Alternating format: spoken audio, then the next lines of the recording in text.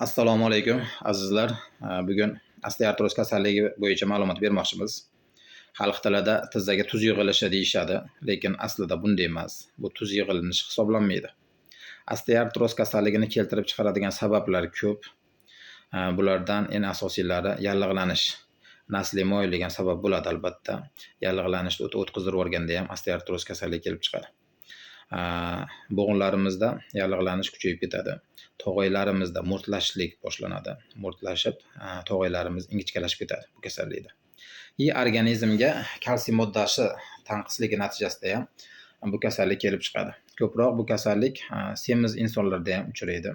Shuning uchun semizlikni iloji boricha ozishga harakat qilinish kerak. Sababi ko'p nagruzka berishlik natijasida bo'g'inlarimizga shuningdek osteoartroz yoki ko'ksartroz kasalliklari kelib chiqadi.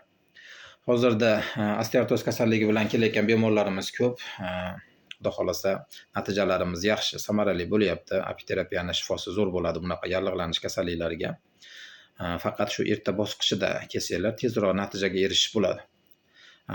Shu 4-bosqichida kelayotgan bemorlar ham bor, lekin 4-bosqichini davolab bo'lmaydi. Bu 4-bosqichini davolaydigan muolaja turini o'zi yo'q. U faqat operatsiya qilinadi. Operatsiyadan boshqa iloji yo'q. Chunki 4-bosqichida odam yurolmaydigan darajaga yetib boradi. Shuning uchun imkon qadar osteoartroz kasalligi tashxisi qo'yilgan bemorlar shu erta bosqichida iloji boricha davolanib harakat qilish kerak. Astoydil harakat qilinish kerak. Ko'pchilik kelayotgan bemorlarimiz aytishadi, bu kasallikka 5 yil bo'ldi menga. 5 yil ichida nima qildingiz desak, og'riq qoldiruvchi olib yurdik deydi. Og'riq qoldiruvchi bilan u bemor o'zini o'zi aldaydi xolos. Og'riq qoldiruvchi ukol u sizni davolamaydi-da, sizni simptomingizni yaxshi qiladi xolos. Og'rig'ingizni qoldirib beradi xolos. Og'riq qolgandan keyin bemor nima qiladi? Men yaxshi ekanman deb yana nagruzka berib oyoqqa yuraveradi. Vaqt o'tkaziraveradi. Lekin ichkaridan kasalligimiz og'riq kamaygani bilan, lekin keyingi etaplariga o'tib boraveradi. 1-bosqich, 2-bosqich, 3-bosqich bo'lib boraveradi. Oxiri 4-bosqichga borgandan keyin murojaat qilishadi, lekin u iloji yo'q u bosqichida. Shuning uchun imkon qadar shu 1-bosqichlarda shu kasallikni sezdinglarmi, iloji boricha og'riq qoldiruvchi ukol olmasdan tabiiy narsa davolansanglar, xudo xolasa tezroq natijaga erishasizlar. Ko'proq shu semizlik bor insonlar ham ko'p keladi bu kasallik bilan. Iloji boricha ozish tavsiya qilamiz. Ozish kerak. Imkon qadar nagruzka kamroq berish kerak bo'g'inlarga. Ovqatlanish ratsioniga ham to'g'ri ovqatlanishimiz kerak. Sho'r ovqatlar mumkin emas, xolesteringa boy ovqatlar mumkin emas bu kasallik bilan kasallangan bemorlarga.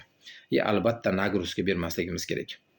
Imkon qadar shu og'irlik ko'tarmaslik kerak, ko'p yurmaslik kerak. Imkon qadar shu bo'g'inimizga nagruzka bermasligimiz kerak iloji boricha. Iloji boricha shu erta bosqichlarda harakat qilib, agar bizga murojaat qilsanglar, xudo xolasa natijalarimiz yaxshi bo'lyapti.